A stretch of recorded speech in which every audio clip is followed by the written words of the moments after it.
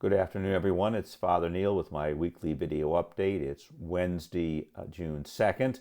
I'm doing this a day early because I will be at Mundelein tomorrow and Friday for a mini retreat seminar on pastors in transition as I prepare to move out of St. Robert's at the end of the month and transition to being the pastor at Mary Mother of Divine Mercy in Westchester. So, big time of change for me and also for all of you at the parish. So anyway, not a whole lot really to update since last week. No progress or no changes rather on the Renew My Church front. We did meet with parish accounting services yesterday and with the vicariate team to start planning some of the accounting services and things we need to do as we get ready to transition into the new parish. No changes immediately, but we're working in tandem with us and with St. Constance and eventually to try to work that out into one parish. That's more administrative than anything that affects any of you all. And that's we're working on that. We are looking to obviously get some bookkeeping help to help us with the transition. Some big plans, as I mentioned last week, in the school, so we're moving toward all of that stuff. The contracts are in place for all that repair work. We have submitted names for the Parish Unification Committee, so Father Robert will get those names. Actually, he has them, but he hasn't responded yet.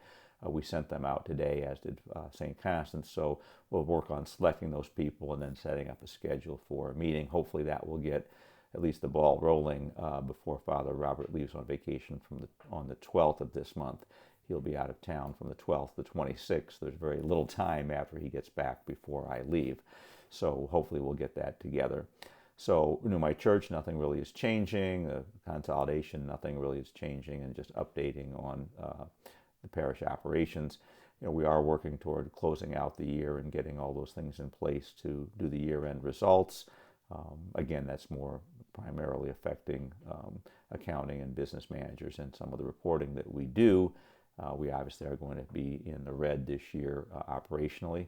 On the church side, because of the decrease in contributions, the decrease in mass attendance, and we only got $76,000 this year from the second PPP loan, which is still $76,000 of blessings, which we won't have to repay, money we wouldn't have otherwise received, which helps us with payroll, but doesn't really quite make up for all the shortfall in the donations.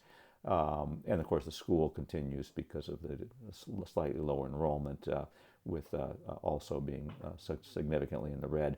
Don't have an estimate yet about what that will be, but we'll get that out, by the end of June, early July, when we have some better numbers.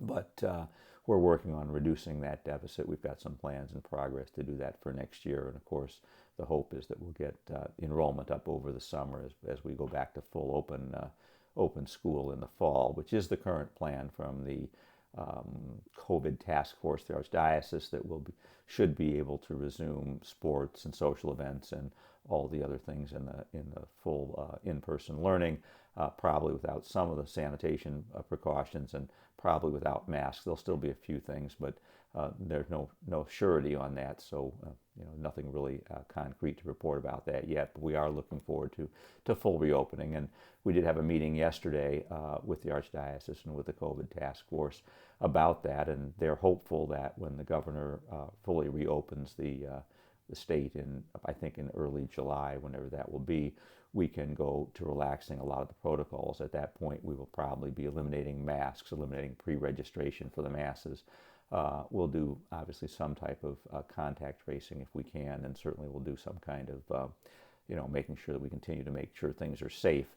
So those aren't finalized yet. They're pending whatever the governor's final decisions are. So for the interim, we're not going to change anything. As I said last week, we did increase the number of people at Mass to 170, but again, I'm not going to be adding more Masses at this time, pending Father Robert. I did send him the July schedule with our Masses, and he's going to sit down with Father Brendan and with Father Frank over at St. Constance to work out the Mass schedule for July, who's going to be where, before we add more Masses. So that will be a good thing.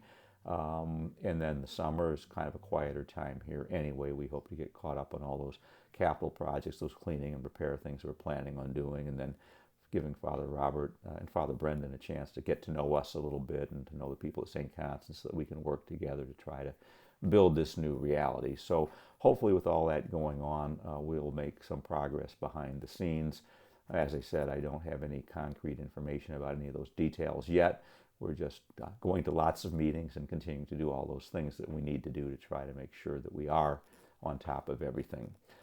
We will be celebrating our graduation mass for our school 8th graders tonight, so that's somewhat bittersweet. It's as I said last week, I've been here since before they were born, so it's and my last one, so it's going to be very difficult for me. And as I've said several times, it's going to be very hard for me to leave here, and I know it's going to be hard for a lot of you.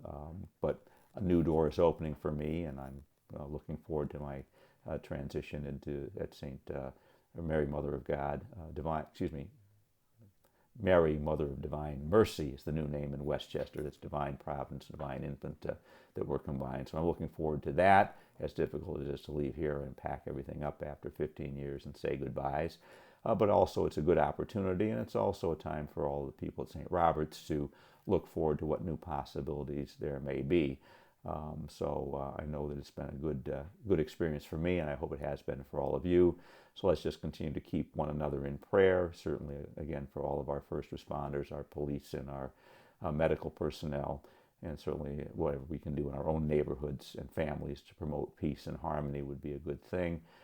Be tolerant and understanding of one another as we come out of this COVID kind of shutdown, which is having severe consequences, not only for those who are sick and the families who have lost people, but on the whole social fabric of the culture. It seems to be more polarized. It seems to be less tolerant.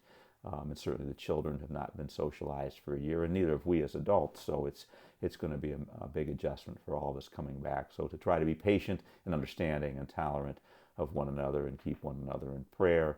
And as I say every week, please pray for the people at Our Lady of Victory who will be losing their parish, and be as welcoming as we can be to them.